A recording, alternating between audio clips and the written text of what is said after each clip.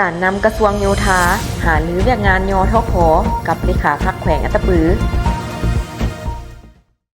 สนับสนุนโดยเป๊ปซี่ในตอนแรงวันที่ 12 กุมภาพันธ์ 2026 ที่ห้องว่าการปกครองแขวงอัตตปือท่านเล็กไหลศรีวิไลรัฐมนตรีกระทรวงโยธาธิการและขนส่งและท่านลิตาคัตถิยะรองรัฐมนตรีกระทรวงโยธาพร้อมคณะได้เข้าพบปะปรึกษาหารือเวียกงานโยธาธิการและขนส่งกับท่านบุญเทิงดวงสวรรค์เลขาพรรคแขวงอัตตปือโอกาสดังกล่าวท่านเล็กไหลศรีวิไล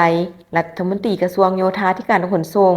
ได้กล่าวจุดประสงค์ของการมาเฮ็ดเวียกในครั้งนี้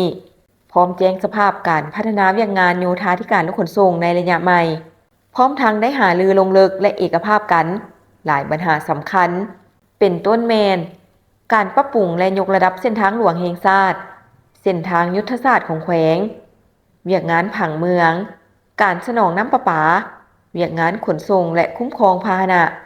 คุ้มครองน้ำหนักรถบรรทุกสินค้าเวียกงานต้านเจือน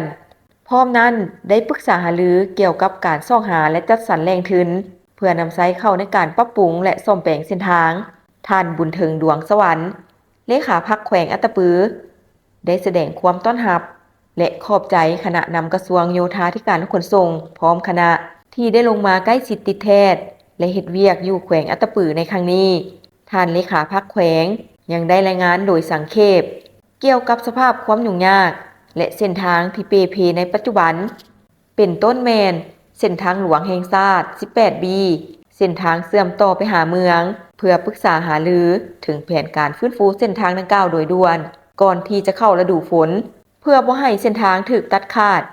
พร้อมนี้ยังได้หารือการก่อสร้างป้องกันตะฟังเจือนเวียกงานน้ำประปา